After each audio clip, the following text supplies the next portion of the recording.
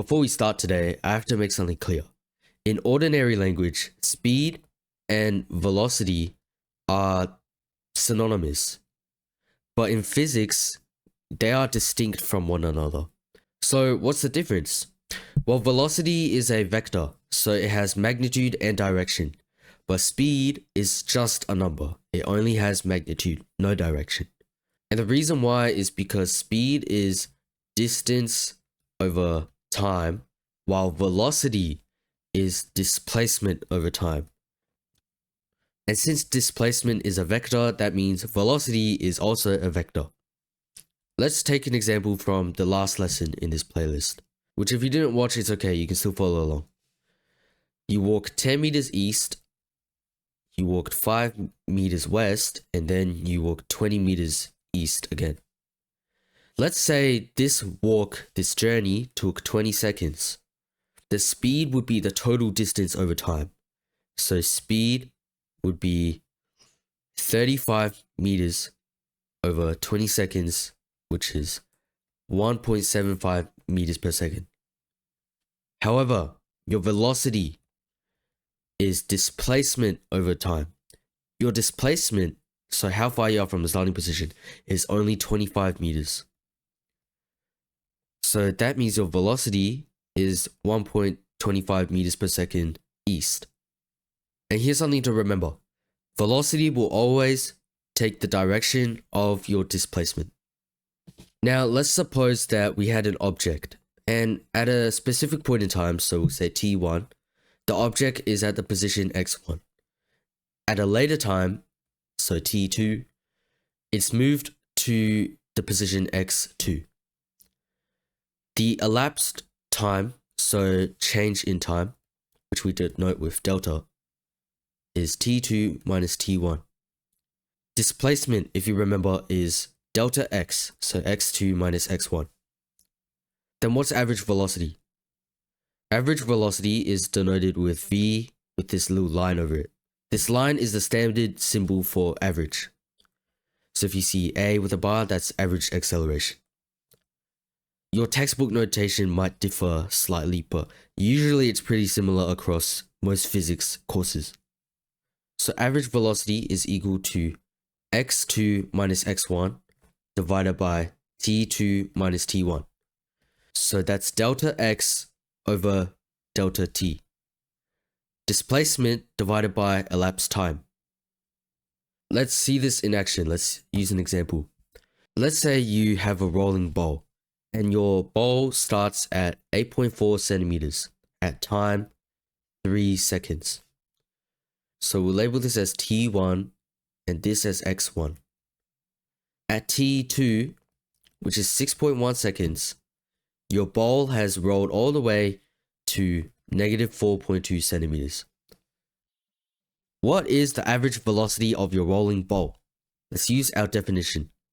So average velocity is delta x over delta t, which is x2 minus x1 over t2 minus t1. Let's plug everything in. So x2 is negative 4.2 centimeters, subtracted by 8.4 centimeters, which is x1. Do the same thing at the bottom, so 6.1 seconds minus 3 seconds. The average velocity is roughly equal to negative 4 centimeters per second. Here's a second example. A car drives at 50 kilometers an hour for 100 kilometers. And then the driver decides that's too slow, so he speeds up to 100 kilometers an hour for another 100 kilometers. For this entire trip, what is his average velocity? So let's solve this together. Average velocity is equal to change in x over change in time. The change in x is 200 kilometers because it's a 200 kilometer trip, as we know from this bit of information. The elapsed time, well, we're going to have to do some math to find this. So first he traveled 100 kilometers at 50 kilometers an hour. So that would be 2 hours of traveling. To travel 100 kilometers at 100 kilometers an hour, that is an extra 1 hour. So in total, he traveled for 3 hours. Do your division and it comes out to be 67 kilometers an hour. That is his average velocity for the entire trip. Before I give you your own example, I'll go through one more question. You have a cyclist and she rides her bike for 2.5 hours at an average velocity of 18 kilometers an hour. How far did she travel in this time? So we're not looking for velocity this time. It's given us the velocity. Instead, we're looking for distance or displacement. We're going to have to do some rearranging here, which is an important skill in physics. You're going to be doing this a lot in the future to find different values. If we know the formula for average velocity is delta x over delta t, we can multiply both sides by delta t, and you end up with delta x is equal to delta t times average velocity. This is the formula for displacement now. So let's go and plug everything in. Her distance is equal to the time, so 2.5 hours, multiplied by average velocity, so 18 kilometers an hour. Once you go through and solve that, it means she's traveled for 45 kilometers. Here's your own average velocity challenge. And I'm going to make it a bit tricky so that you do some thinking, but I believe that's the best way to really understand the concept. Take a hiker. Now he decides to embark on a journey up a snowy mountain. He hikes 200 meters north for 50 minutes.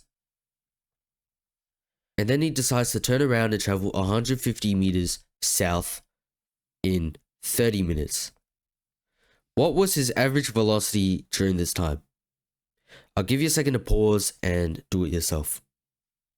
Now, regardless of if you struggled or if you found this problem easy, I'm going to walk you through it. Average velocity, as we know, is change in x and change in time. His displacement is 50 meters. And the time elapsed is 80 minutes. But see, it's meters per minute. That's a bit strange, and in physics we like to use things like meters per second, kilometers per hour. So instead of writing 80 minutes, we're going to convert it to 4,800 seconds.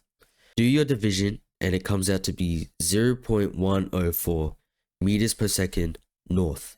Remember, specify the direction. Velocity is a vector.